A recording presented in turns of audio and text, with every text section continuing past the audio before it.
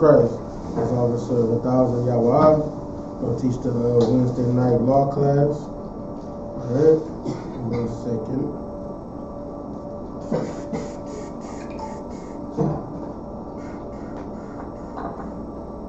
Alright. Anybody on the conference call? Doesn't look like it. Hello?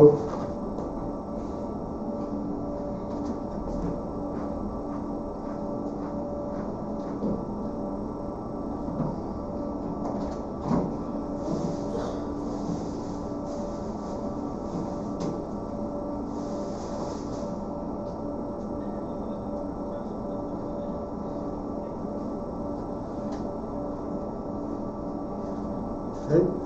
Alright. First off, are there any questions at all? You sure we live? Come here. We there right now. Okay. Yeah, I didn't get an alert on my phone. I was live. We there right now.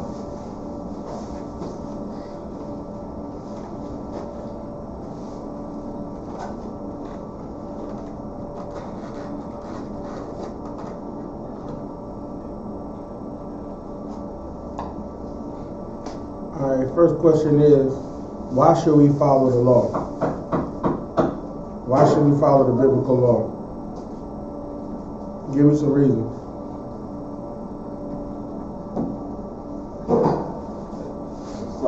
Go ahead.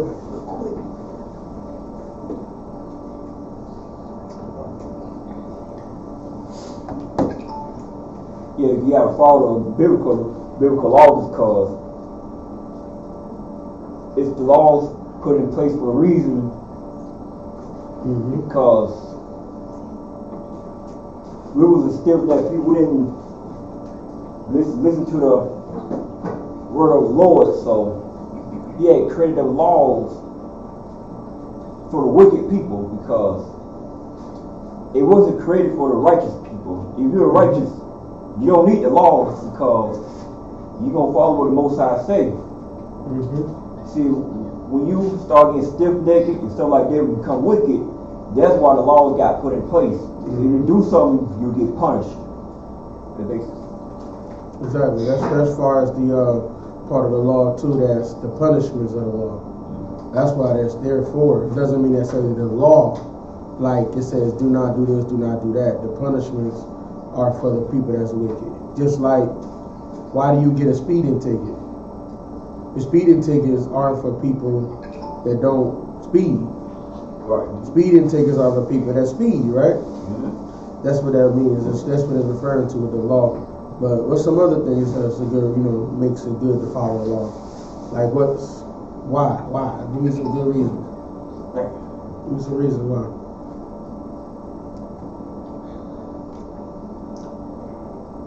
Go ahead. Okay, you cannot eat any pork or any kind of shellfish because, like the pig, for example, they're good for cleaning up the ground, the earth, like all the waste and stuff like that. Everybody made for it, so once they eat it, they never digest it. They don't have no sweat glands, so they can't sweat it out. And same thing like for shellfish, they help keep the water clean. They help keep it nice and blue, stuff like that. You can eat all the waste and stuff on the ground. And once we eat that, that's when we have all kinds of sickness, diseases like gout. Yeah, they clean all of the diseases out of everywhere because their body can digest the diseases and it doesn't affect them. Just like how bats, right? Bats, that's where the coronavirus comes from, right? Bats. Bats can have the coronavirus and it doesn't do anything to them. Right? Don't do nothing to them. They walk around, they fly around Salagia with coronavirus all day long. Right. What happens to them? Nothing. They can live with that disease. Has literally no effect on their whole body. But that's where all of that SARS, all of them viruses like that, That's where they all come from. They come from bats. Okay? That's why you're not supposed to eat the things that's unclean. Guess what? They said that the coronavirus came from bats. It came from one animal eating a bat, and then the Chinese people eating that. Right? Go ahead.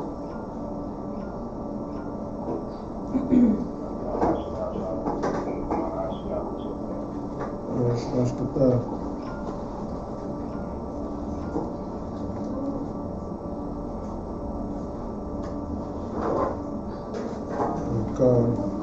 Okay. And that's what happens because you're not supposed to eat that. Those things that eat bats, their bodies can also have the COVID, can have the coronaviruses, right? They can handle those viruses. It don't have no effect on them, right? That's the same way when it comes to Israel.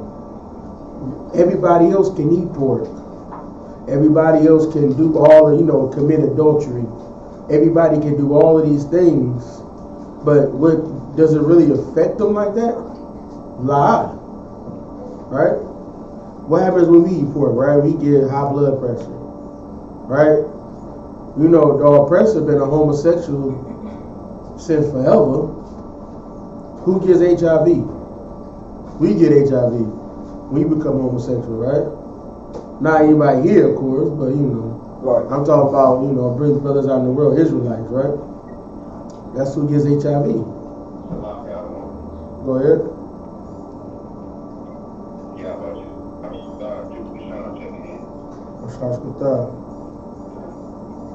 I got you all done. Go ahead.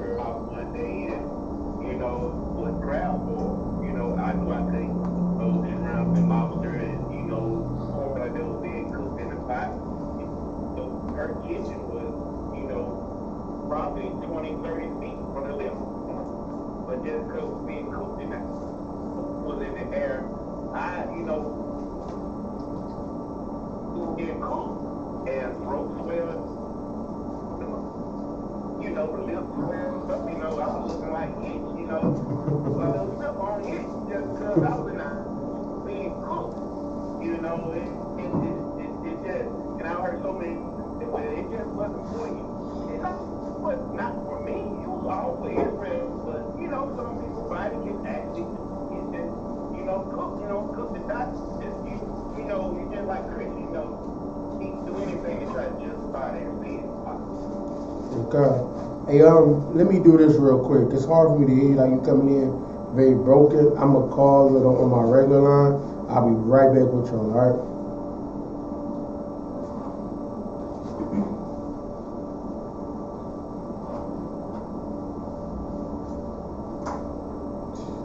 Let me say you're breaking it real bad.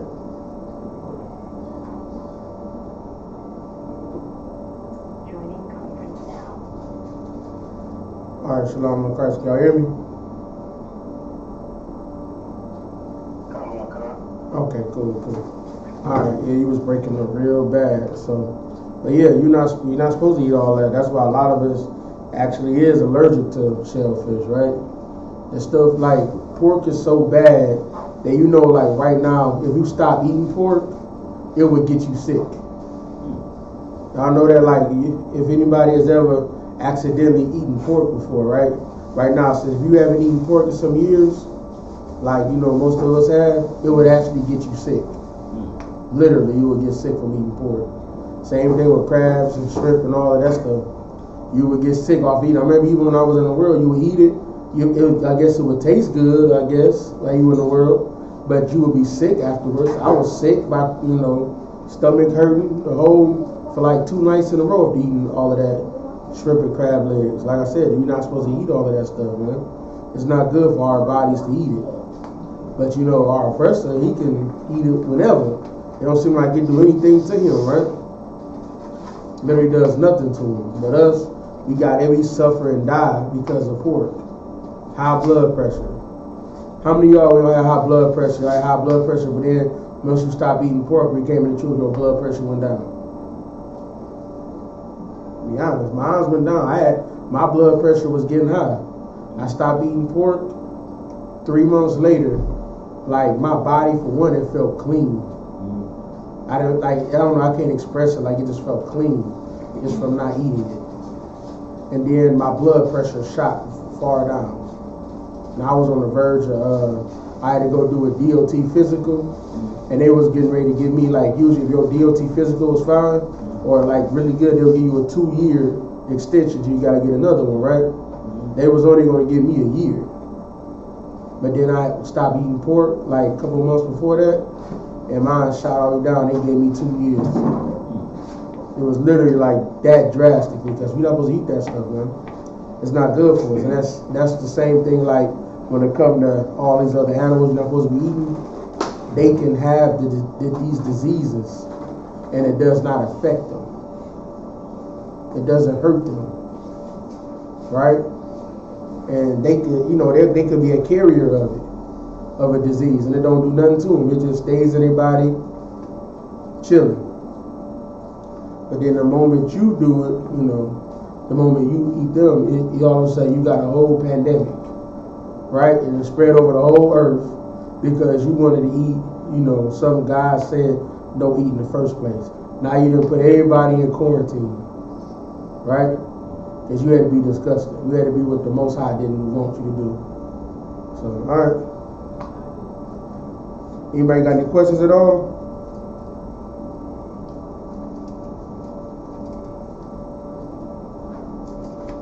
All right. What's another reason why you should follow the law? Anybody know what's another reason you should follow the law?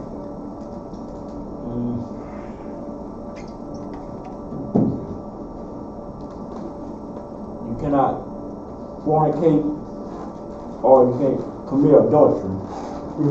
Because what happened is that we everybody know in the Bible now, I.S.U.P.K is sex is marriage.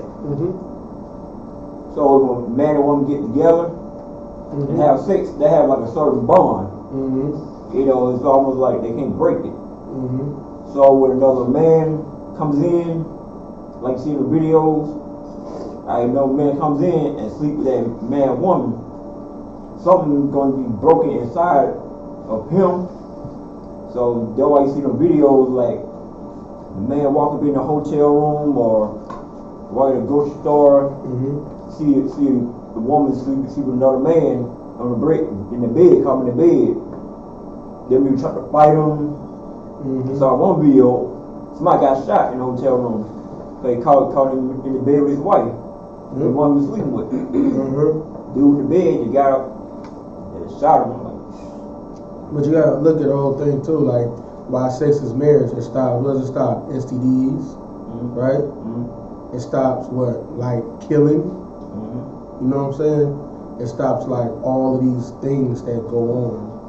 Like, okay, see when that happens, right? You gotta think of it as like, see out here, we're not taught how things are supposed to be in the world, right? Out here, women, they can do whatever they want. They can get rid of in the world, they can get rid of their husband, and it's like nothing, right? What they don't understand is now she's adding another body to her, right? What she like the one thing a woman can pretty much always tell you, the first person she laid with, there's probably almost been nobody that has competed with that guy. Maybe when you came into the truth, that might be the only exception. But the first person that she laid with was the person she was that deeply connected with. That's because women are made, like their bodies are supposed to bond with that man. You feel me? once you lay with that man. But then the more men you keep having inside you, the less you can bond with the man you supposedly, you know, out in the world, the man you supposedly married, right? Now you go to, now she's feeling away. Now you've been married to her for a while.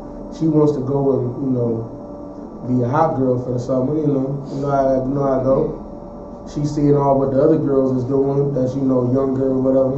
Younger, she wants to do what they do, right? But what happens to her, she destroys our whole home. Right? And that's a scripture. Anybody know what scripture that is? That I'm referring to?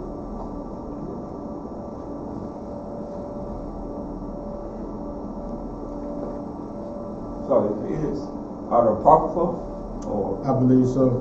7:26. It is Ecclesiastes 7:26. You gotta pull it from me. Oh, come on.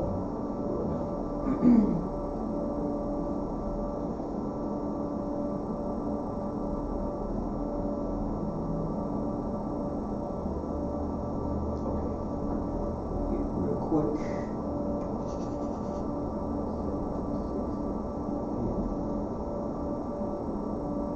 Okay.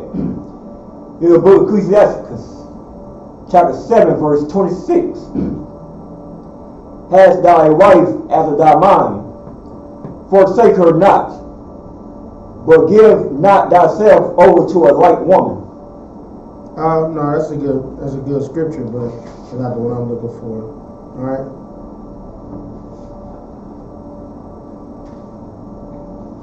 But it says, just to break it down, is that, you know, you have a wife that's after your own mind, right? She has to think like you. A lot of times when the women start laying with a bunch of different men, they can't think like you because they got other men inside of them. You get me? Oh. And it says, forsake her not, but give not thyself over to a light woman. Don't give yourself to a light woman. A light woman is like a woman that's not deep, a shallow woman, a simple woman, what you can call it. All right, let me see if I can find it for you.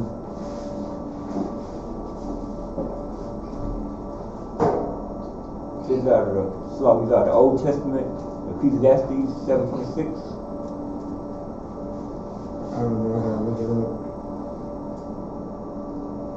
Yeah, think like mine. Proverbs 14:1. Yeah, Proverbs. Get that 14:1 for me real quick. Come. The book of Proverbs, chapter 14, verse 1. Every wise woman buildeth her house, but the foolish putteth it down with her hands. So if you a wise woman, you gonna build your house up, and you build your man up, right? You build everything up. You working as assistant to your man, right? You building things up. But let's talk about a foolish woman, right?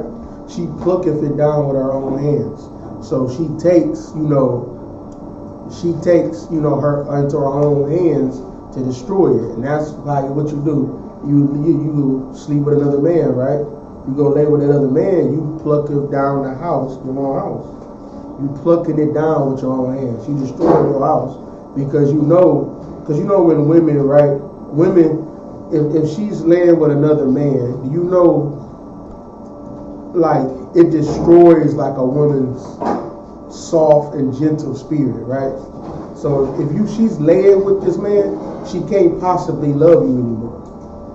Because if she loved you, she couldn't see another man and be with another man. That would be awkward. Just like a lot of sisters in the truth, right, today, right? They'll tell you that they can't even look at men. They can't do anything. Like if they feel wrong because they love their husband.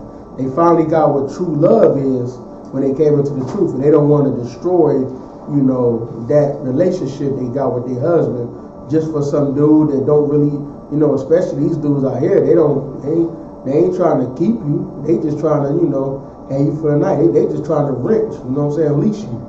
They ain't even no lease to own. It's literally, they just trying to leash you to, for a little while, then, they gonna move on to the next. But then the brother said they truly love their women, right? Because, one of the reasons is if you come into this truth, you got to learn to love all of Israel, right? You got to learn to love your people. So you're not gonna be with some woman and then you don't love her. How you gonna be trying to raise up Israel and you can't even love the woman that's in the bed with you? You know what I'm saying? How can you make those two work? That's even similar to when God said, how can you love me, right? And you can't love the brother. You don't even see me. That's what God said. You don't even see me, but you don't love the brother that you see every day. You know what I'm saying? Because a lot of people, they fantasize in their mind. They think that, okay, I can love something I don't see, right? But then because that's in their mind, that's easy, right? But the hardest thing is trying to love the person you got to see every day, because you take that person for granted, right? God, you don't see every day. You don't know that, you don't know how God is, the Most High is. So you can formulate in your own mind of what you think that how He is. But to tell you the truth, God is more terrible than any so-called friend you got. He can be way more destructive than the friend that you got. He can come and kill you today. Your friend not necessarily gonna do that, right? But the Most High can destroy. If he, because He's the all power. He can destroy whatever He wants to destroy. It's all His choice, right? But people, they try to fantasize what God is and then try to look down on their brother. But the Most High tells you got to look at your brother that you see every day. You got to love him, because that's how you show that you love God. Because you got to, like I said, there's work to do. Most High, He wants you to work to try to love somebody. It's like when you do a marriage. You can't just say I'm married and we happy. It's gonna be times we're gonna be hating each other. They ain't gonna be able to stand each other. Man, you gotta still get right and get back right with her. And your woman, your woman, she gotta do that with her man. She gotta still come back to the table and say, okay, yeah, we mad. How can we make this right? And you know what? That's what keep Israel together. What happens is we harden our hearts so much that that's why Moses. Pull that scripture for me too. When Moses, he said that was because of the hardness of your hearts. That was in the book of Matthew, I believe, when Christ was talking about it. Look up hardness of hearts. Harden of hearts or something like that. That's why He let divorce happen, because He knew that we just getting out of captivity, we gonna go around and kill each other, man. We gonna go around and kill each other because we wanted to be out of the marriage so bad.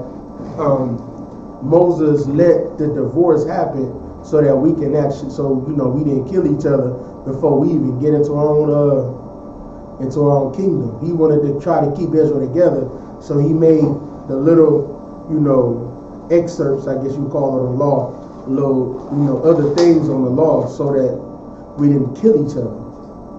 But then that's why when Christ had to come, He had to show you what true love is. Love is, for one, you willing to die for that person. That's what love is, right? You loving your brother with every, with your whole, with everything. You got it for me? Call. Okay, read it for me. The book of Matthew, chapter 19, verse 8. He said unto them, Moses, because of the hardness of your hearts, suffer you to go a verse up. Call. This is the book of Matthew, chapter 19, verse 7. They said unto him, why did Moses then command to give a writing of divorcement? A letter of divorce, a written letter of divorcement. He permitted the brothers to have a written letter of divorcement, right? So that they can go and He let them have that so they could go and have a divorce if they wanted to, right? Keep going. And to put her away. So you can put your woman away. Back in Moses, Moses' time, he was able to put your woman away, right? He was able just to give her a little letter saying this. But why did you have to write a letter of divorcement? Because everybody knew that she was married, right? Right. You would have to have a letter of divorcement written by your husband saying that he put you away, that he didn't want you anymore, right? So that you didn't get stoned to death for being a whore. You had to have that. But, keep going. Verse 8. He said unto them, Moses, because of the hardness of your hearts, suffer you to put away your wives. So he said, because of the hardness of your hearts. because your heart got so hard and so stone because you wasn't like Christ came, and this came basically to soften Israel's heart. Because Israel, like the thing with Israel, our heart is always open, or you can call it your mind, right? You can, with Israel, you can forgive everybody on this damn earth, on this whole planet. You can forgive everybody except for your damn brother.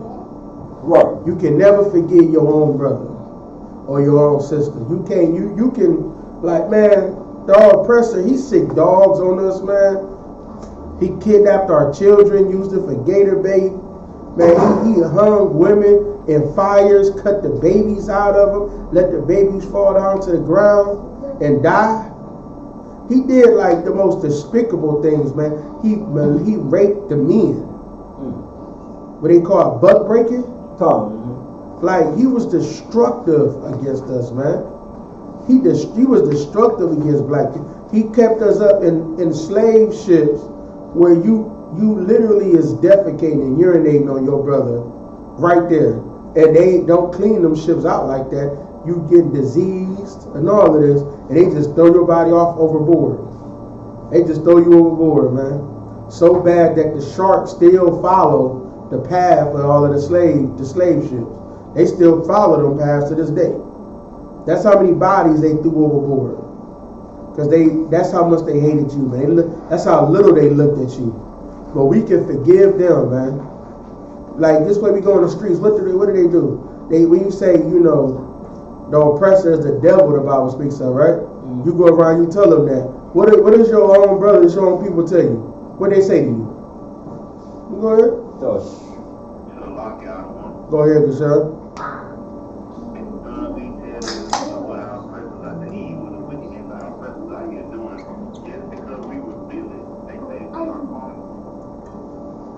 Yeah, they'll say we carnal. What's something else they call us? What else they call us? Now, I ain't even seen some call us devils. I didn't even call it a devil before, man. A devil. Go ahead.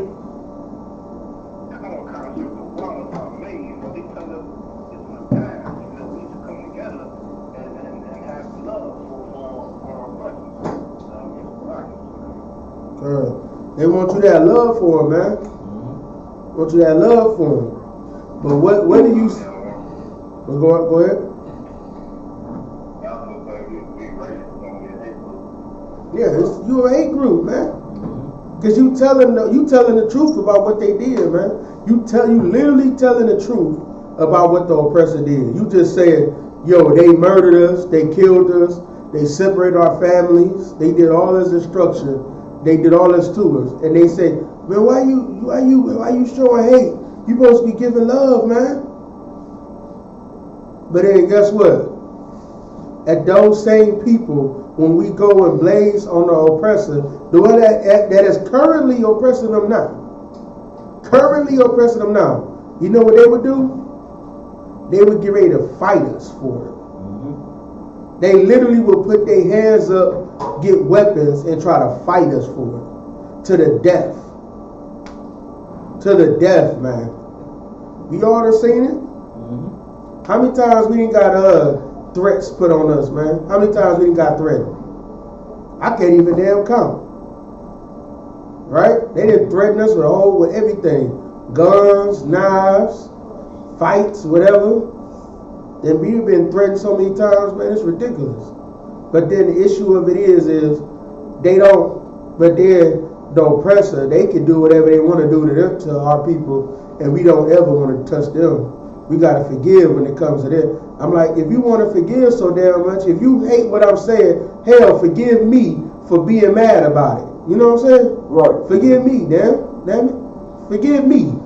Why you so hard up against us for saying it and being upset about it? If you don't want to be mad, then you just keep going, keep walking. Why are you mad? Forgive me, right? But the thing of it is, because you've been raised Christian your whole life, you don't know how to forgive the people that really need to be forgiven. You forgive the people that need to be punished. Right. You don't forgive them. You forgive the ones that need to be punished. That's what you forgive. The ones that seriously need punishment, that never, what's the Bible call him? A fugitive and a vagabond. Right? He's a fugitive. That means he's running from justice. You don't want to serve him justice. He's been running for justice since Edom was born. He's been running from justice. Right? Right. And you don't want to get justice to him for what he's done. But if I just say something about what he did to us, you want me dead. You want my children, you want my family dead, man. And that's what Christianity does, man. Because Christianity is not for black people. Just like how pork isn't for black people. Right. You know, all of these other, like animals, like what I was saying earlier. Animals can't eat, you know, they, like with animals, right? Like I said about the bat. The bat, he can have the coronavirus inside of him. And it doesn't affect him. Nothing happens to the bat. Other animals that eat bats is an animal that literally eats bats. The coronavirus has no effect on them. But you eat that animal or that bat, now you got a whole global pandemic, man.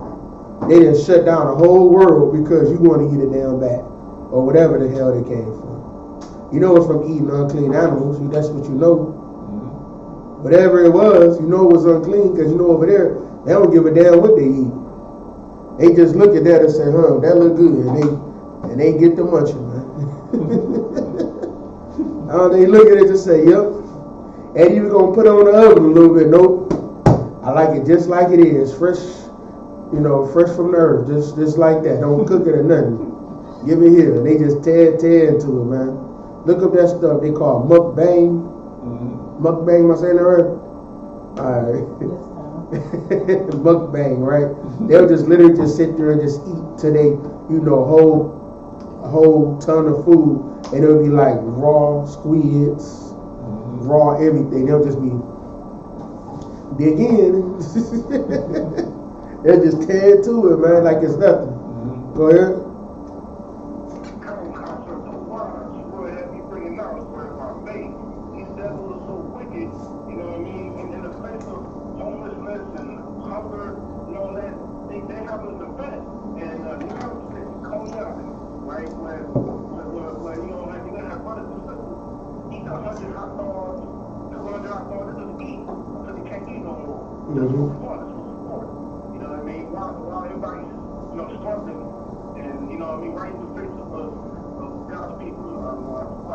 Yeah, like I said, they don't care about God's people, man. And that's the whole mindset of Christianity. It doesn't care about God's true people. Because, Christianity, like how God loves Israel in the Bible, right? Christianity is just the same way like Islam is. Now God loves the Arabs in Islam, right? Christianity, now God loves the oppressors. Well, everybody, but put like this, he loves everybody except for you. Right. Everybody else is good to go. But you, he don't love. That's the difference. And it's not because people will say, well, God loves, he loves all his people. But no, but you can tell by your spirit who you know the God of Christianity, who he truly loves. Because he shows it through you. If you're a Christian, you show who you truly love. You go show that you truly love the oppressor. That was the whole point of Christianity, was to make the slaves love the oppressor. That's literally the whole point of Christianity.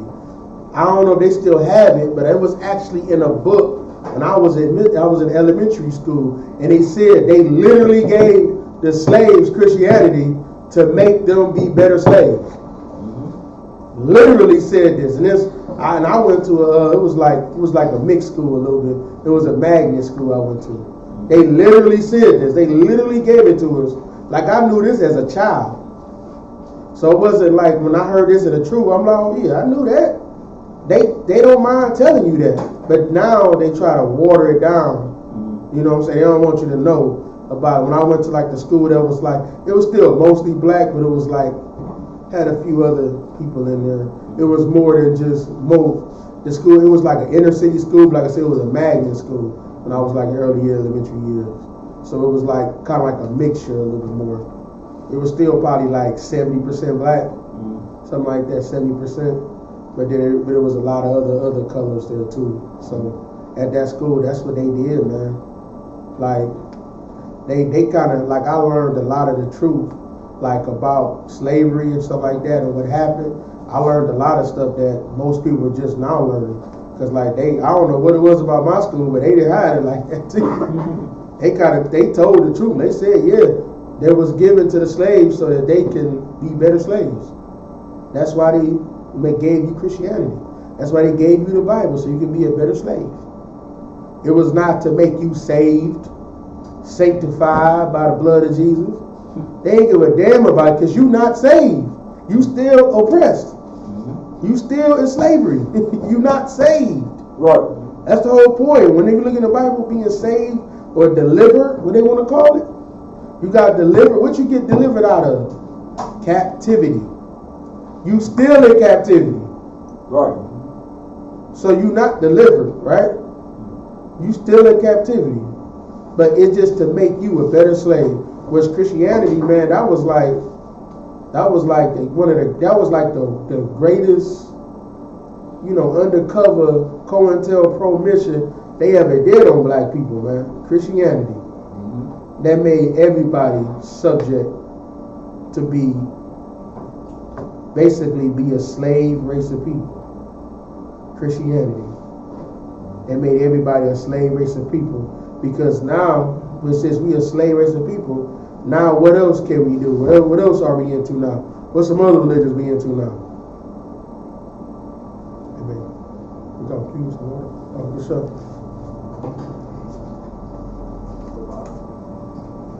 What's some other religions we into? Go ahead. Islam. We into that Kemet shit. Salaya. We in that Kemet, man. Salaya. We in that Kemet. Go ahead.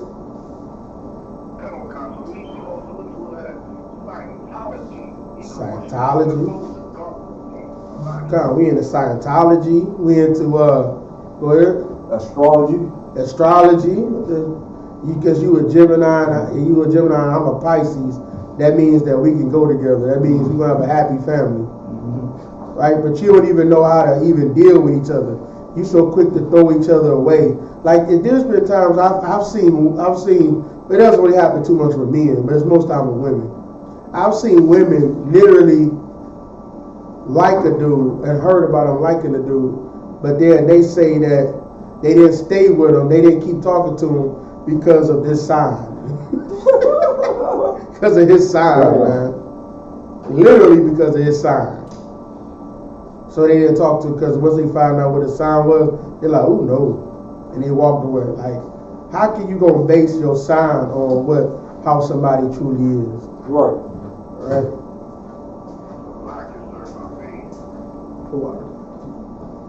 Go ahead.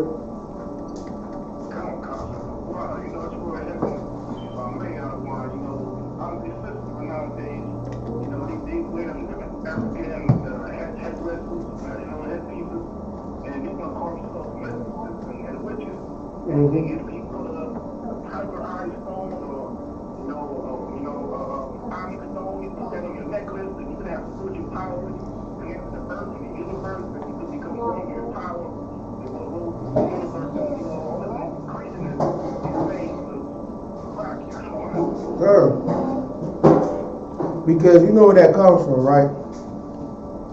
That comes from black people. We've been so beaten up our whole life. What it is you want to be special. It gets in our imagination. Our imagination runs wild because we've been so downtrodden our whole life. We want to have a special ability. Because we don't know because we never been treated like we were special. You look this up, this is like psychology. People that are treated terribly, they start drifting into imaginary things. Like a child that has a bad childhood, what does he have? An imaginary friend. Right? He starts getting into, he becomes big into fairy tales. Right? because you're in captivity. That's what that is. That's why you get into those things, because you want to do something to ease the pain that you're in, because you don't know how to deal with it. The way that you deal with all of the pain is the Bible and I.S.U.P.K. Right. That's how you deal with the pain that you're in, right? But you think, because you've been a Christian, you think the Bible was just I don't even know what I don't even know what I thought of the Bible when I was a Christian. It's been like a little while now. I can't even remember, but I know I didn't think of it the way I do now. Right. You don't know the Bible answers your problems. You don't know about any of this because you're not taught it. Right? Why was Daniel, why was Christ, all these other brothers young and had the wisdom of elders? Because they understood the Bible. What did Christ do? What did Christ do when he was young? Anybody know what Christ did to get his wisdom? He did. Anybody know? Go ahead. That's good stuff. When Christ was young, he wanted to learn, and he began teaching himself to love. God, that's exactly right. He started learning. He learned in the temple. He was studying. He went to be studious to learn the law. He wanted to understand it. He didn't try to say, what the Kemet people say. They say, well, you inherently know what's right and what's wrong. You learn that, you learn that. That's in your DNA. No, it's not. That's not in your DNA.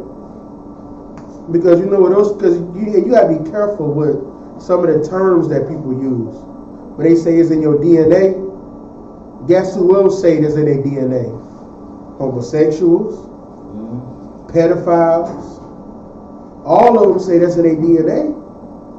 But is it wrong to be a pedophile? God, right? It's wrong to be a pedophile. Y'all can speak a little bit. You can shake your head. I did. It's wrong to be a pedophile, right? But some people, it's in their DNA. Or they'll say it's in their DNA, right? I'm not saying it's in their DNA. I'm just saying this what the term says. The Bible says train the child up the way they should go, right? And they won't depart from it. It don't say it's in their DNA. You keep trying to tell your kids it's going to be in your DNA. Your DNA going to tell you setting them up for failure. Because your DNA tells you to be a disgusting, wicked person. That's what your DNA, which is your flesh. That's what that tells you to do. Because what you want to do with your flesh right now, you want to do anything that the Bible says not to do. You think brothers don't want to go mess with whores? Like, you think brothers don't want to do it? Right? Your carnal side does, right? Right. But then what happens? You say, you know what? This ain't what it is. This isn't the Most High telling you to do this. This is your flesh telling you to do this. Right? Your flesh wants you to do it. But the Most High is saying, no. Don't do it. Right? Right. I went on a tangent for a little minute. Anybody got any questions on anything?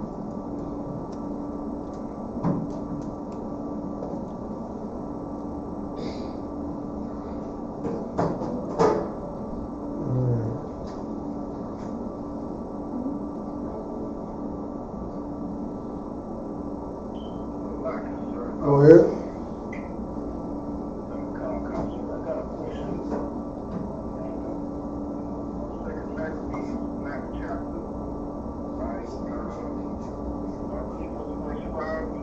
Hold on, let me get to it with you. You said first Maccabees? Second Maccabees what?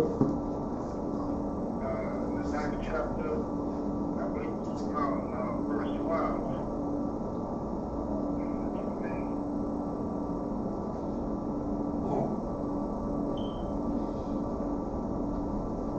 Okay. Those Israelites terribly played or hurting folks' people. And what's his king? Antiochus before him? King of the slaves and the mother of the feast was celebrated. Was this Nicanor? Oh, that part is kind of. I have to study to try to get that part. I don't know. I don't remember them all, by hand, which Antiochus it was. I know it was several of them.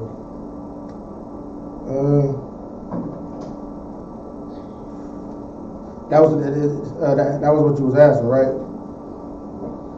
Kind of, I mean, I heard the breakdown on the study, but it didn't say precisely what it was. It was Nicholas or Antiochus. I mean, I probably have to study that a little bit more and then try to figure out which one it is. Let me put that down. So I can I'll try to have it for next time. Yeah, that's sometimes like even if I knew it, I probably would forget. So first, second Maccabees 9. Which Antiochus? Okay. Alright, so y'all can answer that for you. Any other questions though? Any other questions?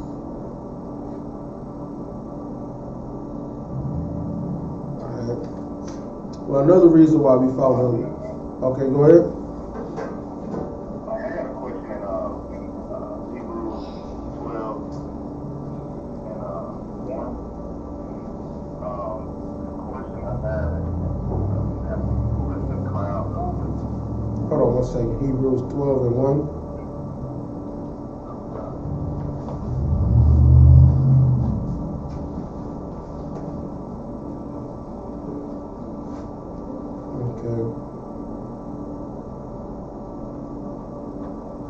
Okay, go to that from Hebrews 12 and 1.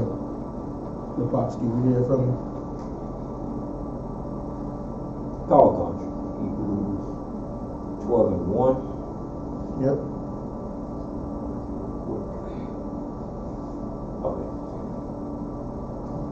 The book of Hebrews, chapter 12, verse 1. Wherefore, seeing we also are compassed about with so great a cloud of witness, let us lay aside every weight and the sin which doeth so easily beset us, and let us run with patience the race that is set before us.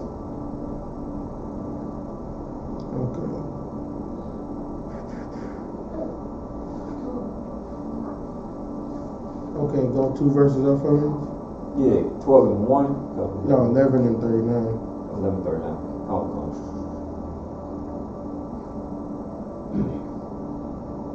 This is the book of Hebrews, chapter 11, verse 39. And these are having obtained a good report through faith, receive not the promise. Verse 40. The Most High having provided some better thing for us, that they without us should not be made perfect. Okay, while I'm reading here. Okay, this is talking about like with all of Israel, how, because it's mentioned here too about, so a lot of times like it's one of the scriptures that especially when you become like a young officer, a young brother in the truth, a lot of times we kind of start off, we think that chapter is where like another train of thought is, but this is one of those chapters that is not. It's coming from the chapter before, right? Go to 35 for me. Wait, I'm trying to see how I can make this quick. It's talking about how how Jericho, the walls of Jericho fell down. Samson and when he destroyed them Africans, right? It's talking about all of the things that happened to those people, right? And it said, and these all having obtained a great report through faith, received not the promise. God having provided some better thing for us, that they without us should not be made perfect, right? So it's like it's saying basically that God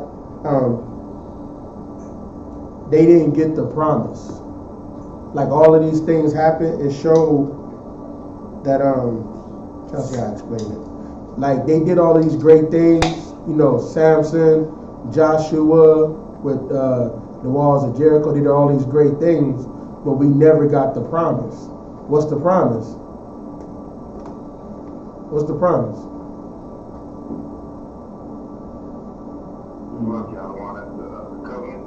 Time. What's the covenant though? Go ahead. So like it's just one thing. Is it, you know, the promise of the land of milk and honey? God, we supposed to have that. What else we supposed to have? Alright, for time's sake. Go ahead. Yeah, kind, but that's not what I mean. Go ahead. Exactly. You're supposed to rule the earth forever. None of them rule forever. All of these things that happen, they never ruled forever. They only ruled for a short time. And they didn't rule over the earth. They ruled over maybe a specific region, right? But they never ruled over the whole earth. So he provided something better thing for us. Alright? Now go ahead, go to 12:1. The book of Hebrews, chapter 12, verse 1. Wherefore, seeing we also are compassed about with so great a cloud of witness. So we got a lot of people that have witnessed what's happened. Because you know, Christ, when he came, he had a bunch of witnesses, right? You know, people seen him raise Lazarus from the dead.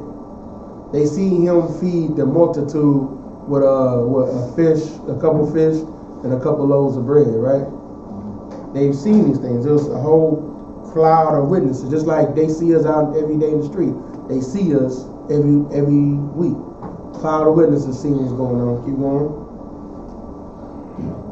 Let us lay aside every weight and the sin which doeth so easily beset us. So you lay aside all of like the stress that's on you, the burdens on you. Lay it aside, and that the sin that easily beset you. That means defeat you, right? Keep going. And let us run with patience the race that is set before us. So let us run with patience the race that is set before us. Because this is a long thing. It's not a sprint. Right? Y'all remember when the general was talking about y'all see the general, he was talking about when they thought right around the year 2000 the Most High was supposed to, Christ supposed to come. Y'all heard that before, right? Did you talk about that? Come. And he said they got a lot of brothers straight, right? They got a lot of brothers straight, and all he had to do, they would say, yo, we had to be straight for these next 6 months until this happened, right? But what he's saying here is that let us run with patience the race that is set us before us. This is a slow thing that's going to happen. It's not a small it's not a sprint. That's why I say you lay aside all your stuff. You lay aside all of those sins, right? Because anybody could just get rid of it for a little bit of time until that happens. But this is like you lay it to the side, right? As you working on when you first come in, it don't mean that you're not gonna get rid of all of the stuff, all of your demons, right? This is a progressive battle that you're working on every day, trying to fight demons every day, right? I mean, hell, demons even came to Christ. Satan came to Christ. So this is a progressive thing. It's not a short-term thing. Like marriage, this is a long-term. It's not short-term. Go ahead. Verse 2. Looking unto Yahanna, the author and finisher of our faith. So he's the author. He's the one that wrote the faith, and he's the finisher. He dealt everything he needed to do. Keep going. Who, for the joy that was set before him, endured the cross. He endured the cross. He endured being on the cross. Like, people don't we would never truly know the pain it is to be on the cross. You just got to try to imagine, right? Like your nails, you got nails on probably on your hands or your wrist up against the joint. You got a crown put into, dug into your skull with spikes on it, right? You got your feet crossed and you got a nail driven right into your feet, right? You got all of that being done. And when that happens, you can't, you're trying to hold yourself up so you can breathe, right? But then you can't breathe, but then eventually your body gets tired.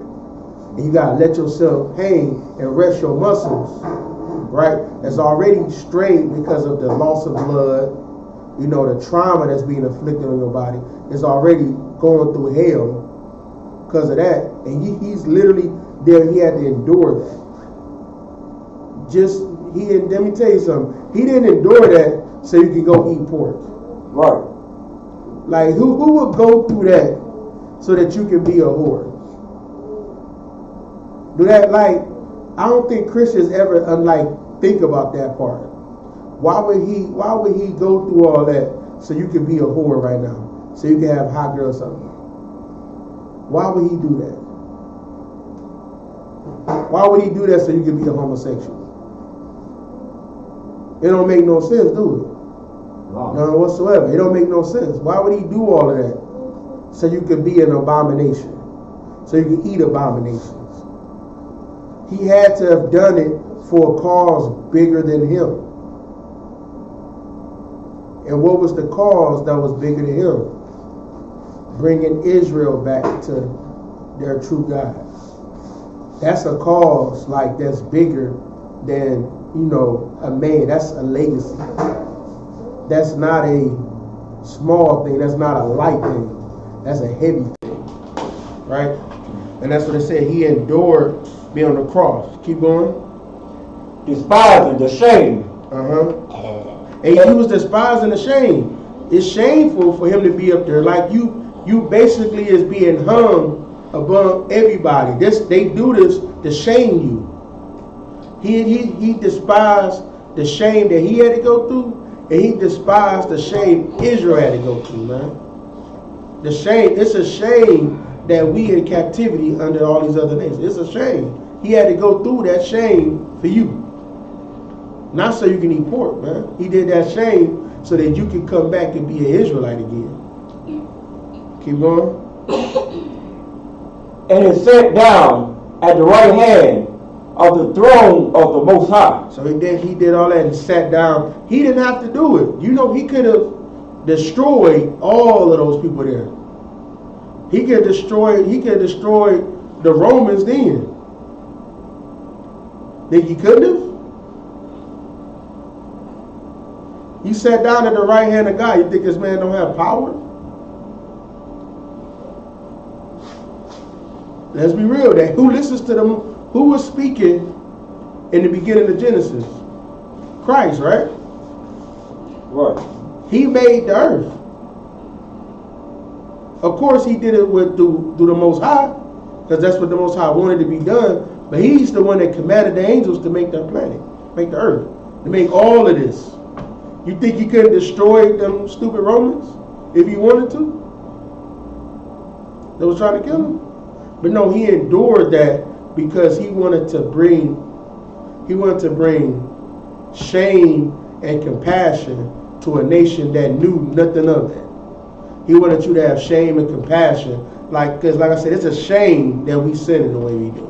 It really is a shame. When we should be ruling over everybody else.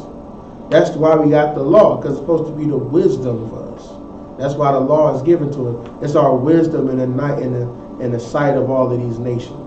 So if we follow the law, that's like I always say, like when you running a country or you running big things, right? Like you can even go with the Captain Ratazai, right? Captain over Atlanta.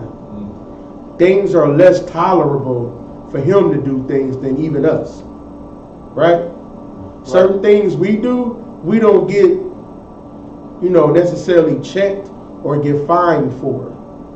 But Cap will get fined for it because he's at a higher level.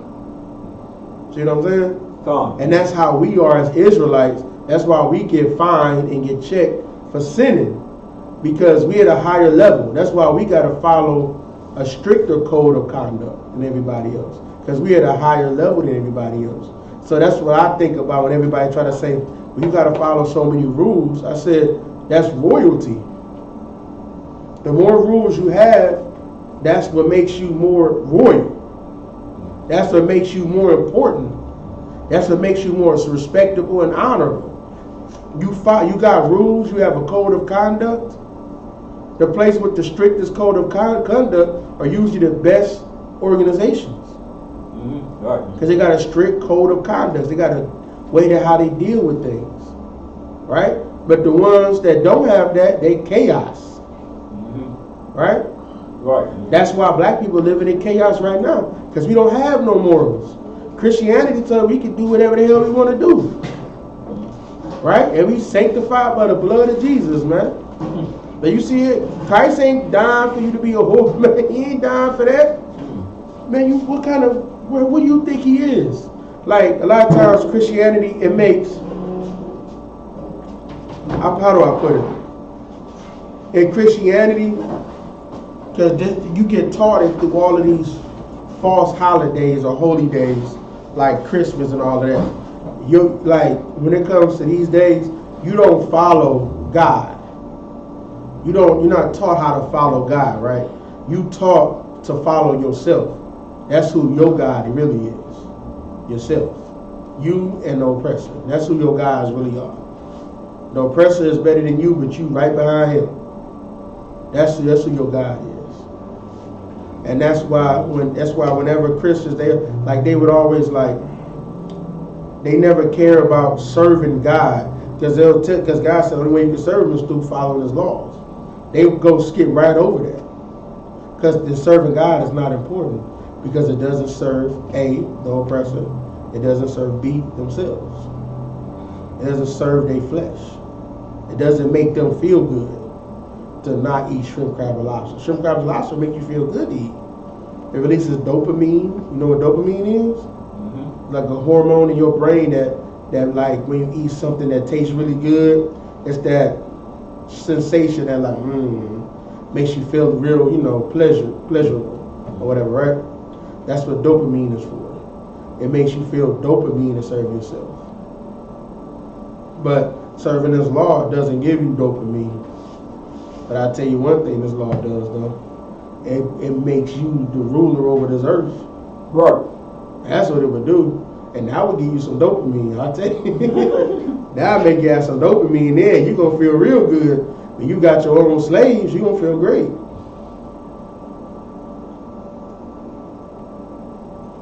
Yeah, that's when you have some dopamine in you. You have your own slaves that, handling all of the dirty work for you. Now you're going to feel real good. All right, keep reading.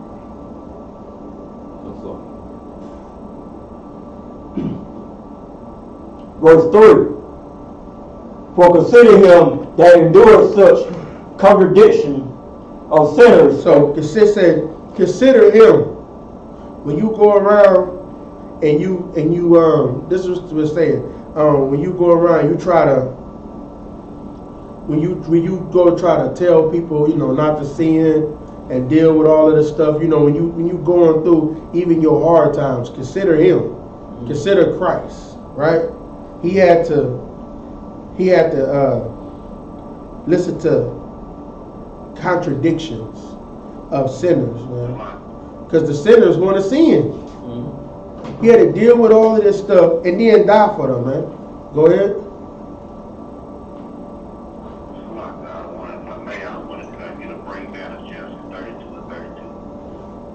Okay, 1 second. I'll get that for you, Nate. You said Genesis 32 and 32? Okay. All right. Keep going, Nepal. Come. Lest ye be wearied and faint in your mind. So he said, lest you be weary and faint in your mind. Don't be weary and faint in your own minds, man. Just think about what he had to deal with all of this. He had to deal with whatever you had to deal with. He dealt with it twofold. You not being hunted, right? Now we might have do a little bit of mess in the streets, but we not being hunted. Don't be weary in your minds. Don't be faint in your minds, which means growing tired and frustrated of it, right?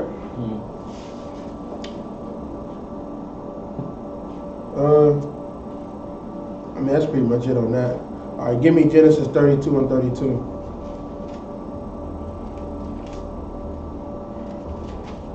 The book of Genesis, chapter 32, verse 32.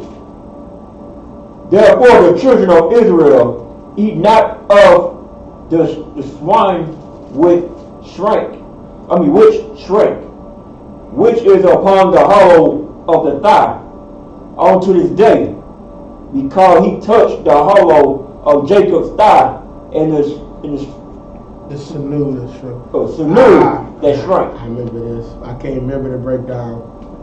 Hey, I can't remember the breakdown. I apologize. I remember hearing it, but it's like it's not coming to me right now. Genesis 32.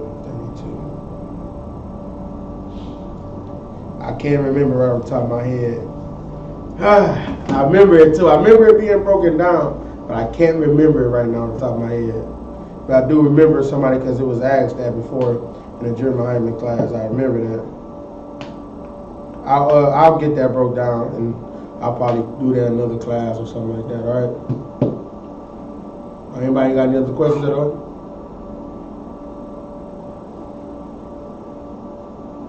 Anybody got any other questions? Go ahead. Question regarding the law. Once we regain the kingdom, we go back in power. Will it be lawful for us to crucify, criminals, Edomites, who, what I mean, they show up to work 3 seconds late or whatever, can we crucify them? Nah, we can't crucify them for being late. They're going to have to follow the law exactly the same way that we got to follow the law. Trying to think if I can think of a priest on top of my head. But no, they're going to follow the exact same law that we're following. Now, can you punish them for being late? Of course you can.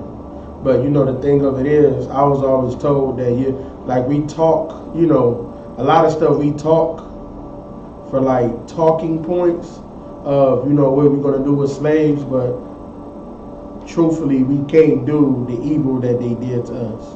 You know what I'm saying? We can't do that evil because Israel, we supposed to be the guide and light for all of the disgusting heathens, right?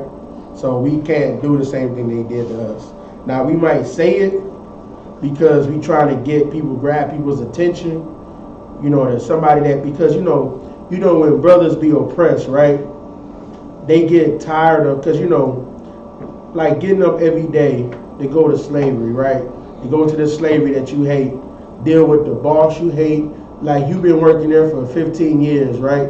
And then you get some Caucasoid boy that, he did like a little bit of college or whatever that he didn't even have to work for. It was already funded through all, everything, whatever. They got their life, they live their life a whole lot differently, right? He got his whole life, taken care of. And so now he moves up in this company in a high position. He's making $100,000 a year. You making 25, barely making it. Then you got child support on you. You got a felony from something you did, when you was 16. They tried you as an adult. They said, well, you ain't got to do no jail time, but you plead to this charge. We just give you a felony and give you probation. They let you plead out like that because they want to give you a felony. They want black people to have felonies. Because when you're a felon, like it's like, how do you put it? When you become a felon and you black, now it gives them more reason to oppress you. Right. You get what I'm saying? Like they already oppress you now. Because what does the 13th Amendment say? they can't put you in captivity unless you commit a crime. So now you got to think about how crafty they are in their minds. They like, okay, we can't make them be a slave. We can't oppress them, showing our hand. We got to suppress them behind their back, right? So they started. If you ever been like in court office or courtrooms, most don't go to a jury trial. They usually plead, right? They'll plead to a lesser charge, and what they'll do is they'll say black people, well, okay, if you go do this charge, right? If you go try to go against the jury, right? And you lose, you get 20 years. But if you plead and take this felony, we can probably get you probation and maybe 6 months.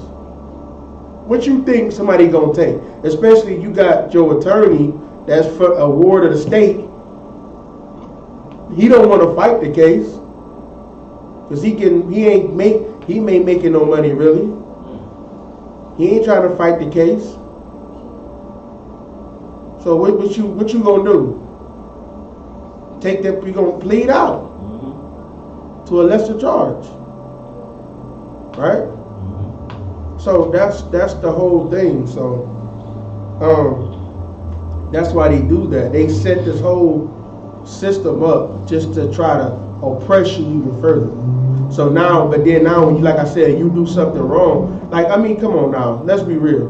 How many Caucasoid children probably selling drugs? A damn lot. Right? I'm sure, like, y'all go out there, you think they get their drugs from. Right? Right. Who brings the drugs over here? Like I shared before. Wells Fargo or Chase Manhattan Bank? They got caught with 40 tons of cocaine on one of their boats, man. Who bringing the drugs over here? It ain't niggas and spicks. It's the oppressor bringing it over here. They the ones bringing it, right? That's how it's getting over here. So they set up all of the stuff to get you locked up and all of this, so that they can.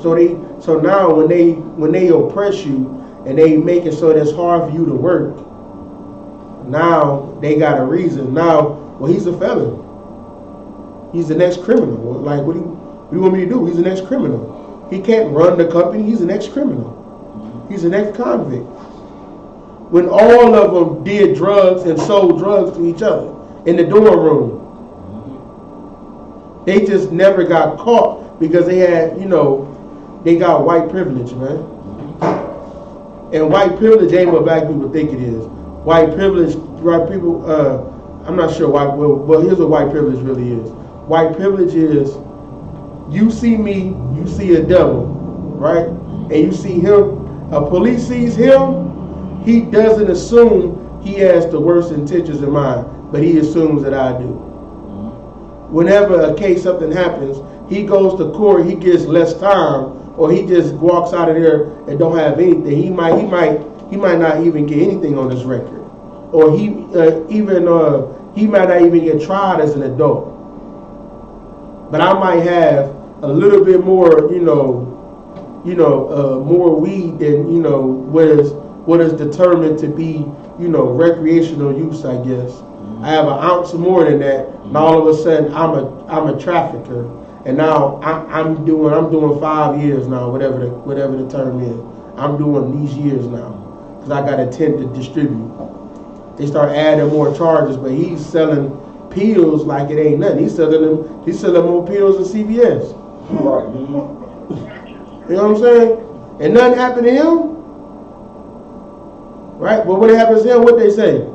It's an opioid epidemic. When only epidemic is the damn white man coming over. That's the epidemic. Right. Hell, man, he's trying to make a pill an epidemic. No, he's the epidemic. He's the epidemic that has destroyed the earth. Man. We not an epidemic. He's the epidemic. Go ahead. Come on, Congressman. I'm amazed. Real heavy point on the one.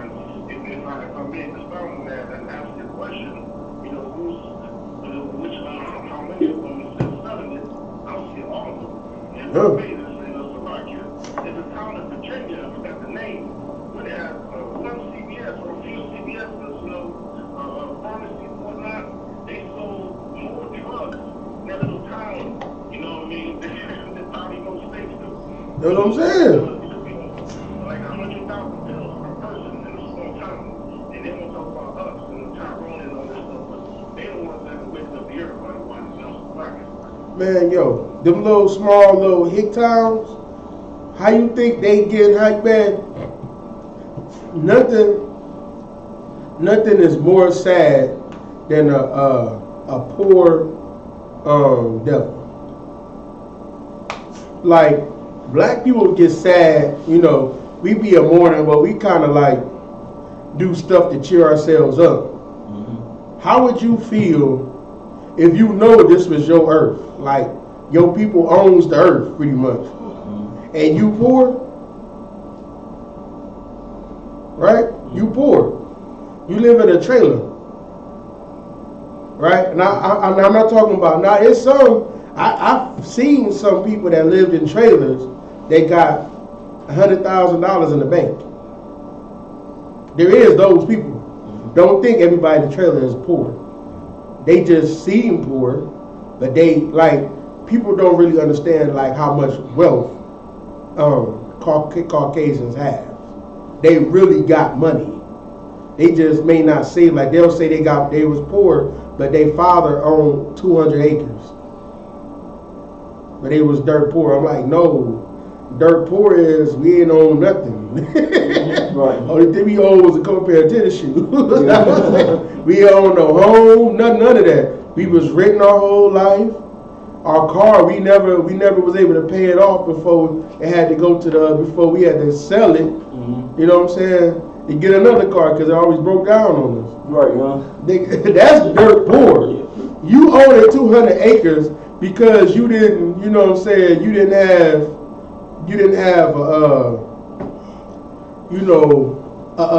an infinity pool in your backyard. That's not dirt poor, man. You know what I'm saying? That's what they doing for their dirt poor is. So man, it's crazy, man. It's crazy. They don't understand, but they're like in those trailer parks. That's what I'm saying. Like the ones that actually really are poor, that really don't have any money. That's why they sad like that. Like that's why, and over there they really is pounding drugs. Like who you think Memphis messing with? Mostly Caucasians. Mm-hmm. They love them some meth. Mm-hmm. Right? That's what they doing. You go to like places like I've been to Idaho before, right? Idaho is like one of the like poorest Caucasian states. They really poor over there. Like Boise, Idaho, they all poor. One thing you know is they all their teeth messed up because they all do meth. All their teeth raggedy. So that's what's sad. Like to them, that's them not having no money. That's what's sad to them. Right? That's why all they do over there is drugs. They do more drugs than you could ever think of, but nothing happens to them. They don't get felonies. Right. They don't get their whole life ruined by having a felony. Now they can't, they can still, like I'm not saying you should, but they can still go, they can go to a job and not have to worry about passing a background check. They ain't got to worry about that stuff like that. When you do, because you had to plead to something you was doing as you was a stupid 16-year-old. You had to plead and get a felony. All right. Anybody got any other questions?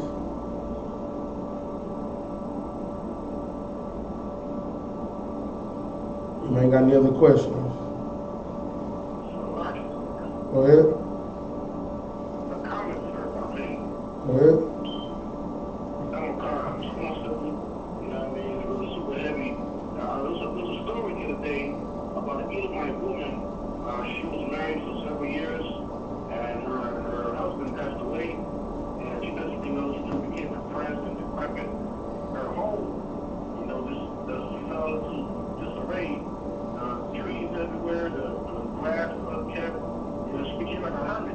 And when she passed away, what I mean? She was always alone. She never really had nobody in her life. You know what I mean? And when she passed away, I found out she had, I think it was 100 or 200, but she had a large sum of money saved up.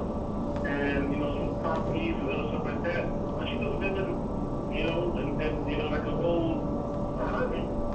Yeah, but and then after marriage, you know, she's sitting on some stacks. That's what I'm saying. They not poor like you, man. Devils are not poor like you. When they poor like that, they want to live like that. It's not by you know, by force, it's by choice. How many times have y'all gone around, y'all looked at y'all account, y'all had less than $12 in there? How many times that happened? Last week. You know what I'm saying? I got a negative back, dog. That's what I'm saying. You ain't even got $12. You got negative. How you got negative $100 in your bank account? You look at that, damn, man, my life is messed up. You got negative $100. You don't even have $1. You got you ain't even got $0. You gotta think, but you don't even have $0. You ain't even at least even. Like you behind. You gotta get $100 just to be broke. You have no money, you need $100. Go ahead.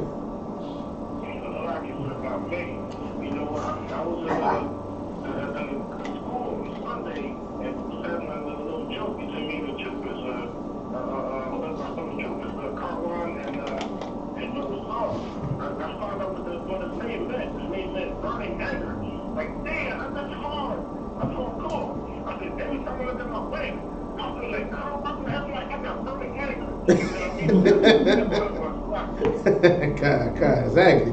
That's how it is being black and Hispanic. You give every time, like you don't even want to look at your banking account. You scared what that thing gonna say. You know what I'm saying? You terrified. Oh, damn! I thought I had more money than that. That's a terrifying act to go look in your banking account. Oh hell no!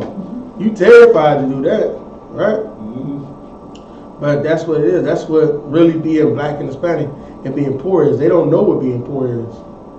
People, like, we really think that they really is poor because they said that they're poor.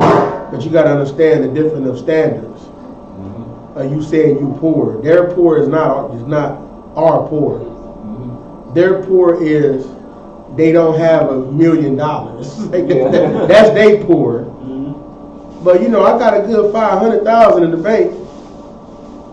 They'll have that in the bank all day long. Don't say nothing. Right? But they'll be living like the brother was saying, a hermit. To not spend no money and keep it in their pocket. Mm-hmm. But they want to say, they want to look down upon black people that literally cannot make ends meet. They live in, like, black people live, I don't want to say like hermits. We can't live like how Caucasians live. Because we're not disgusting like that, right? Mm-hmm. But they'll go and not take a bath just to not spend no money on water bill. Like, we ain't gonna live like that. It's a lie. We ain't gonna do that. But you know, but we live, you know, in squalor. We don't live great, right? But we can't save up $100,000 in the bank, right? We can't even save $1 sometimes. You know what I'm saying? When all your bills come, you got negative $100. You know what I'm saying? You ain't even got $1. Or $0. You know what I'm saying? That's what it's like being black and Hispanic, man. Literally what it's like being black and Hispanic. Anybody got any other questions?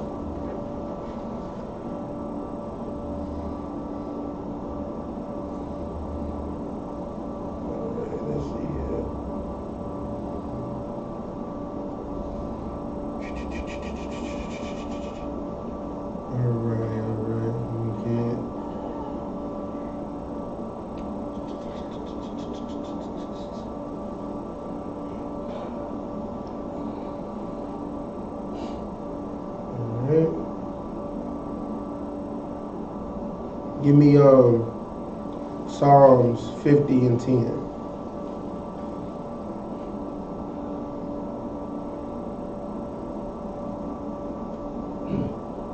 Book of Psalms. The book of Psalms, chapter 50, verse 10. For every beast of the forest is mine. So this is the Most High. He said every beast of the forest is his. So this is like what a lot of people would do, like, so they can sin. They would just, you know, they were like, well, I want to sin today, so let me go get rid of this bullock I got. You know what I'm saying? I got enough. So that's why, that's kind of like the rich people's mindset. They say, well, I got enough money to sin. I got enough money to do whatever I want to do because I can pay for my sin. That's where a lot of even that comes from. Because, you know, if you rich, you can, a bullock is nothing. You know what I'm saying? A dove is nothing. These things are nothing to you because you have so many. You would rather, like, what's better to you is your lust than you paying some money.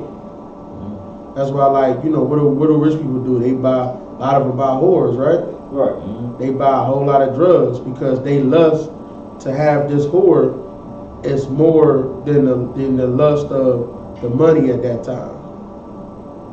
Get what I'm saying?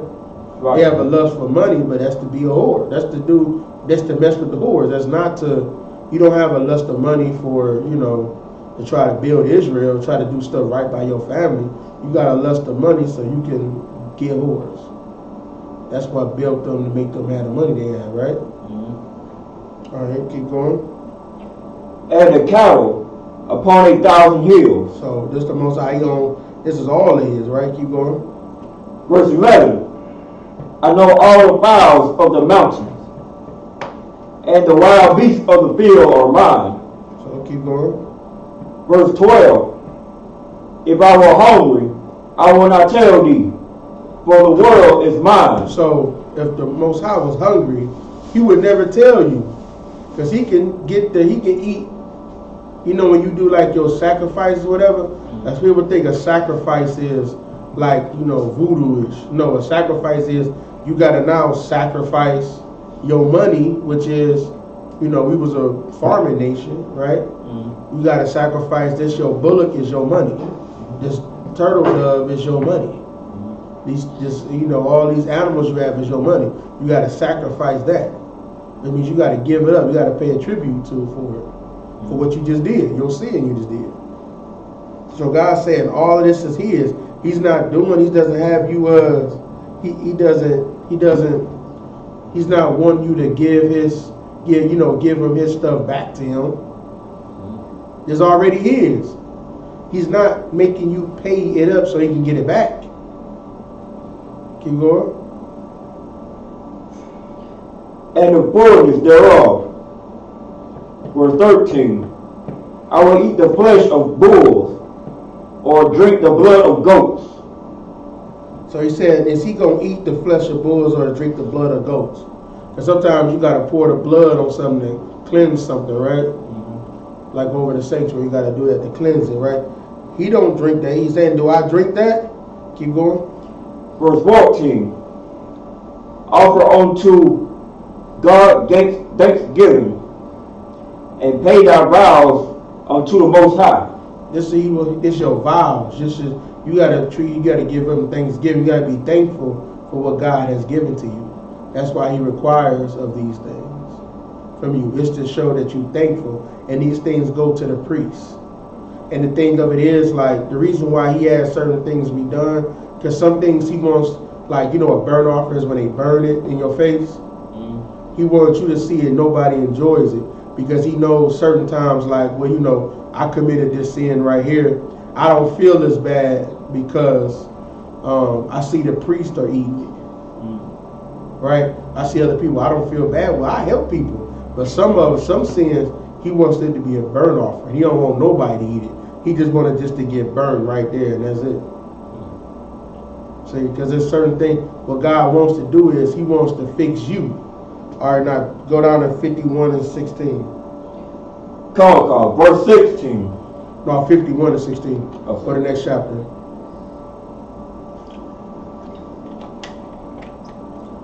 The book of Psalms, chapter 51, verse 16. For thou desirest not sacrifice, Elsewhere I give it, thou delightest not in burnt offering. So he's saying he don't desire sacrifice, else he would give it. He would just give it. He don't need it. He would just give it. Keep going. Verse 17. The sacrifices of the Most High are broken spirit, a broken and a contrite heart. So that's what he wants. He wants a broken and contrite heart. He wants your mind to be like, you know how like children when they act up and you take their device or you punish them and they crying about it. Because he wants a broken heart. He wants you to be sorry for what you did. Because if you sorry, that means you're going to change. He doesn't want a prideful heart. That's why he said that it's harder for a rich man to get into heaven. Because his heart is not sorrowful. Because he feels like he can buy. Because when you're rich, because you can buy everything, you feel like you can buy your way into heaven. And then that's what the evil that even priests kind of, they seen that opportunity, so they started letting people buy themselves in that. Like before, if I'm not mistaken, tithes wasn't even like that big of a thing at first. When the first like popes and all of that, they started saying tithes because they seen people wanted to pay their way into heaven. So they started saying, yeah, give tithes and donations so you can pay your way into heaven. So the rich people, even though they did it by, doing drugs or, selling drugs or doing all kinds of evil. If they start giving away their money back to the church, now everything is forgiven now. Right? So you basically is using your dirty money that you earned from being a wicked man on earth to try to buy your way into heaven. You're trying to buy and purchase it. Because you feel like when you're rich, you don't feel like you have to change like everybody else do. You feel like you feel like you above everybody else. That's why even Christ said, we tell a rich man that Lazarus, the beggar or whatever, I'm not sure if it was Lazarus or not, but he said the beggar, he said he gonna be in Abraham's bosom and not the rich man. Right? Because God is with the poor, not with the rich. Because the rich don't truly love the Most High. They love money and themselves. And that's what's the biggest thing Christianity teaches you? What they tell you, Christianity? To get money, right? Why do you think they tell you to get money? They feel like if you got money, God loves you. Y'all see the correlation? Now you think that God is the oppressor because he got money. Now you think the God is on his side because he got billions of dollars. Now you think God is on his side. You think God is on Bill Gates' side, all these people's side because they got billions of dollars. Elon Musk, or think God is on their side. They got money. That's what Christianity teaches you. But if you know the person that God is with, God tells you he's for the poor people. He's not for the rich. Because the poor people is going to lead the people back into heaven. It ain't the rich. Because the rich, they can be easily bought. Offer them some more money, they gone. Right? Right. Keep reading.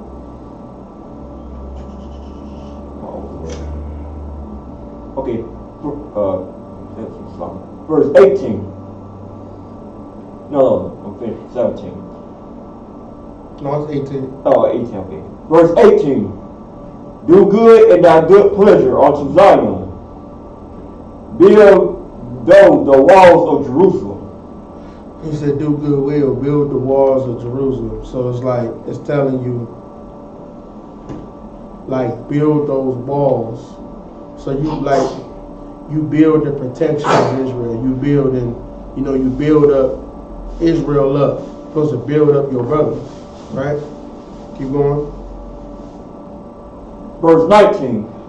Then shalt thou be pleased with the sacrifices of the righteousness, with the burnt offering and whole burnt offering.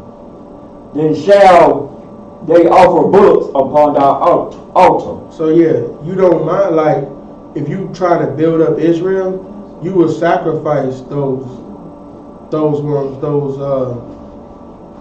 bullocks because you want to feed Israel. You want Israel to be good. You don't mind doing all these different things, right? All right. Any questions, real quick? I'm going to something else.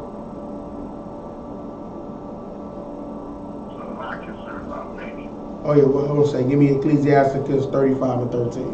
Go ahead. Go ahead, Azar.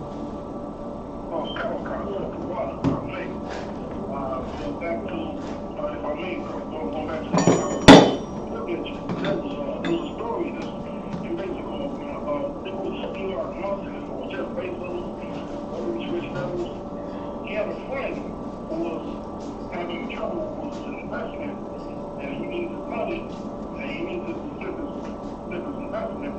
So he bought, I think it was 80 or 100 acres of land in Texas. I think this is about 1 hour north of Austin or big cities.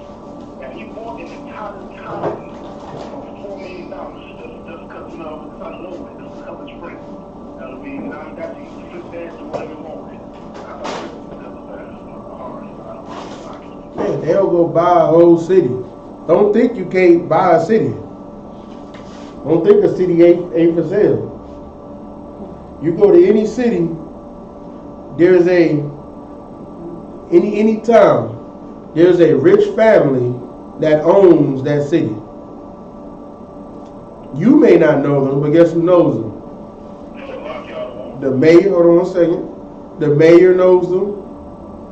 The whole police department knows them, right? All the Congress, what else they got in there? What's some other parts of government you got? All the important people that make the rules and the laws, they all know this family. All of them know this family. They paid for the police station to get built, right? They know these people. Every place has them. Now, poor people may not know who they are. Your kids go to school with them, though. If it's like a public type of school or whatever, your kids, like, you've seen probably their kids, right? Go ahead. What kind of really heavy point that you're making right now, especially talking about, you know, how you the president and stuff, and, you know, have so much money, they can actually go out and buy towns and buy cities and stuff. I mean, it's going on everywhere, you know. And it's, you know, what you speaking of about the law, you know, I would have been to bring it out, you know, we've been out here not this long ago, you know, me and this police officer got the art. And well, it was not just me and him, it was about 4 cops and just me, you know, and we had this confrontation. And, you know, I accused them of, you know, committing some murders and selling drugs and stuff. And because they didn't deny it. They didn't deny none of the allegations that I was making towards them. But the guy kept saying, you know, this sheriff department, you know, it's corrupt and all this and that. And, you know, they keep, because I was telling that means that, you know, the sheriff office, you know. And I kept saying, no, this sheriff department helped to screw it up. He kept looking at me, sheriff office, you know. So later on, we, you know, kind of did our research and stuff. And we found out it is a very, very big difference between a sheriff's office and a sheriff department, and a police office and a police department. One of them is contracted. Same way how we go out and get our LLC trucking companies and stores and stuff like that. You know, the law works the same way. You know, you can actually go get your own sheriff department and a police department if you got the, you know, the funds and the knowledge to go do it. And one is government owned and one is private owned. It's sick out of one. Well, which one is public owned? You mean that? I said, which one is public or which one is privately owned? Oh, the ones that are public owned are the office. The departments are government owned. So he said his police officers. So Salak y'all the one. Go ahead. He just said that all wrong. The department is when you say police department or sheriff department, that's run by the government. The sheriff office or the police office is ran by a private outside entity. You don't have anything to do with the government or the public. It's a private entity market. And if I may, Go ahead. when you were talking about how the cities are owned by oppressors or what have you, Mm-hmm. you know, that's a major thing that you just said, because you got black men in the South saying, or black men all over the country saying, now they're the king of this city, king of that city. You know, that's a lie. You know what I'm saying? And the most I said, don't bear false witness. You know what I'm saying? You might be known amongst your people. You might be known amongst the criminal element in your city. But to call yourself a king, that's a disservice to the true king, which is Yahanna, because a black man in this society has no power to affect change. So when he after he's the king of the South, or look like he's the king of the South, you really ain't the king of nothing but your own imagination, because you have no power to affect change or to even help those that are around you to get out of the position that they're in. They have literally no power. They might have a little bit of influence. That's about the most they got. But a lot of them, like, they try to be a king, and they ain't the king of nothing, man. You're the king of your imagination. That's it. But like your brother said, it's just not, like, you can't really, like, people don't really realize how there's families that really own a city. You know what I'm saying? Like, you don't know who they are. You may not know them in person, but you go to these, hold on one second. If you go to these, like, these real meetings where they be having them, you know, you buy a plate, it's like $1,000 charity or whatever. Those where you will see the people that really owns the so-called, you know, owns the city. In those places you can't even get in. It's invite only. Right? Go ahead. What you just said is so heavy. And if I may, you know what I'm saying? Hollywood and their movies, they tell you that the cities are run by families, you know what I'm saying? And one particular movie in particular, you know what I'm saying, that's out, you know what I'm saying, it always been out from comic books, that's Batman. The Bruce Wayne and his family, the Wayne family in that particular comic strip, they are the prominent and dominant family in Gotham City. And whatever goes on in Gotham, the Wayne family knows before anybody else. They know the them before they go to anybody, and that's real life, you know what I'm saying? The movies emulate real life in that aspect, because, like you were saying, the mayors of these different cities, they know who are the major landowners in the city, and that's who they go to first when they're trying to implement laws and implement some type of something in their city to, you know, affect the people. Yep. That's where they go to first. That's what really makes the determination of what goes on. It's not you. It's not your little vote. You go to the polls and then you're going to make a vote and that's going to change something. They ain't changing nothing, man. A vote ain't changing nothing. You know they can buy your vote. Y'all know something? I'm gonna tell y'all something that people probably don't really ever know of, right?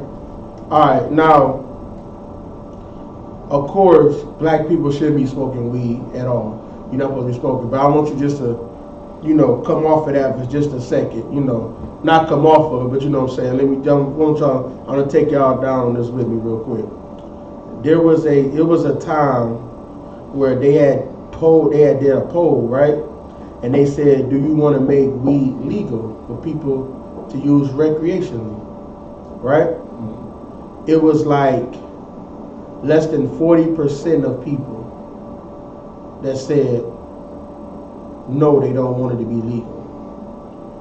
Right after that, this happened in Florida, they started bringing in like campaigns. I flipped it. It was 90% of people that wanted weed to be legal. Then they started putting up a bunch of campaigns saying that how, talking about weed and the negative things about weed, right? Then 40%, it never said that it did anything wrong. It just started putting negative commercials out. And it took, a few months, it dropped to under 40% of people that want to legalize it. They can buy your vote. They don't care about you voting. You gonna vote for whoever they tell you to vote. One of them that did the same thing was, Bloomberg. He hate, I got, a couple guns, right? I know I like talking about it. But I watched one thing one time. Bloomberg, he's a Democrat. He was one of the Democrats in New York, right? He used his money and power so much that he turned Virginia to a blue state. And Virginia ain't nothing but rednecks over there. That's what they did. They stuck with the Capitol building. They did that in Virginia. Ain't nothing but rednecks and Confederate flags in Virginia. Nothing over there but that, man. But they turned it into a blue state because he got the money and the power to create influence. And he changed that to a blue state. And you think they give a damn about your vote? Really? He can make you vote whatever the hell you want to make you vote. He doesn't care. Go ahead.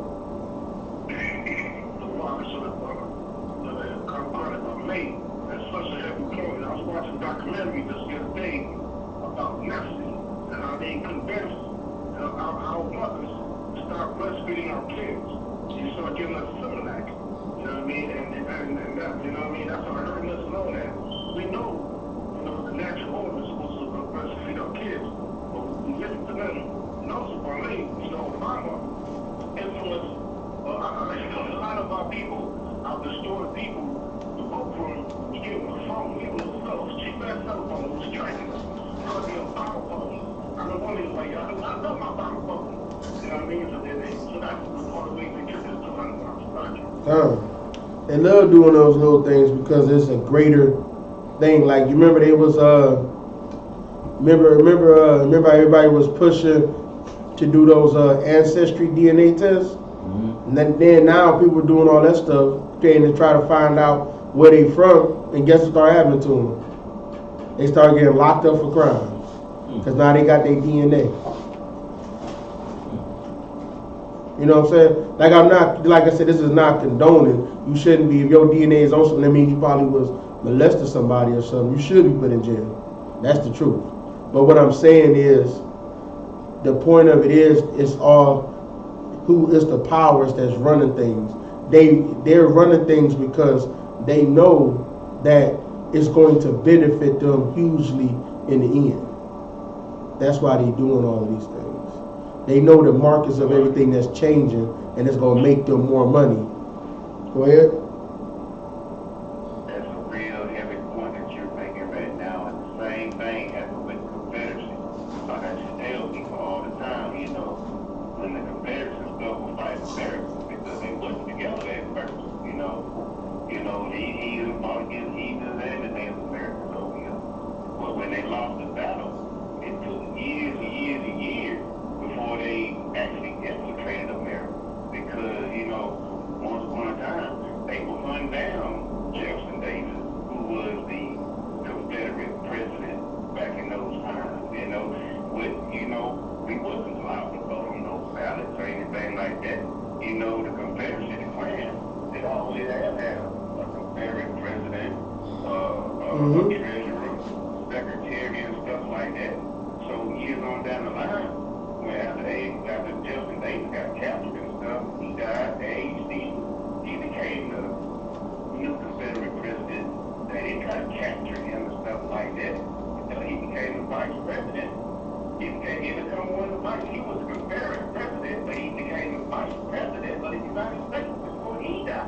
Mm-hmm. So the Confederacy actually took over America. They infiltrated America. And so what ended up happening, the same method they used to infiltrate America, they actually combined the ballot. So these Negroes, these cold Negroes feel validated now because they finally get to vote on the Confederate ballot. You get what I'm saying? And it dictates how much the Confederate was actually going to control about the money, about trading, about agriculture, all of it. It's sad that, we didn't catch on. You're right. We didn't catch on to this. Like, we think that, we feel like we can just trust him on his word. But his word has always been false. He's always spoke with a forked tongue, right? Get that for me, right there, this last scripture. We're going to close this out. What is it? Ecclesiastes 35 and 13, yep. 35 and 13? That's like you said, 35 and 13? Okay. Oh, it's like. The book of Ecclesiastes, chapter 35, verse 13. He will not accept any person against a poor man, but will hear the prayer of the oppressed. So he ain't gonna accept you doing harm to a poor man. He ain't gonna put you over a rich man over a poor man, but he will hear the prayer of the people that's being oppressed. Keep going. Verse 14. He will not despise the supplication of the fatherless, nor the widow when she pour out her complaint.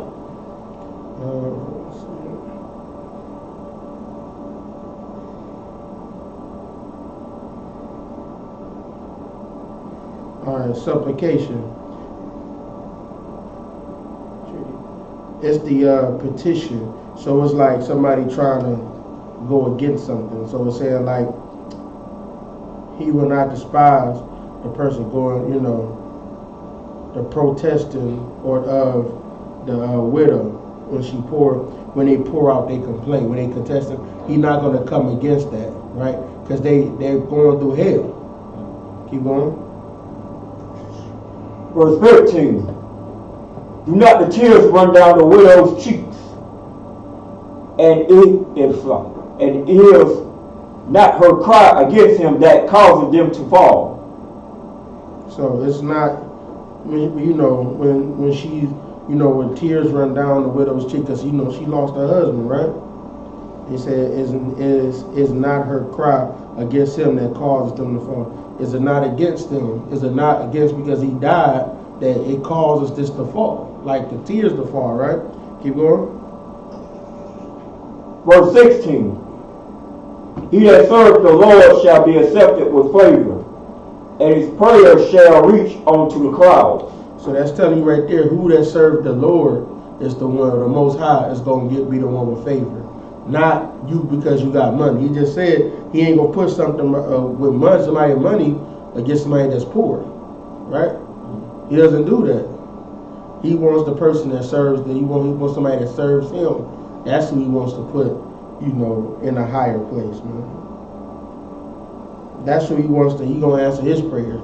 He ain't gonna answer a rich man's prayer because all his prayers is about how can he do better and about how to save other people. The poor man just wanna, he just wanna make it to the next day. Mm-hmm. He's humble. Rich people are not humble like that, man. It's like your Christian pastor. He's the rich man. He's not humble, right? Mm-hmm. He wants everything. All right. With that, any other questions? All right. With that, pass the class over to precinct officer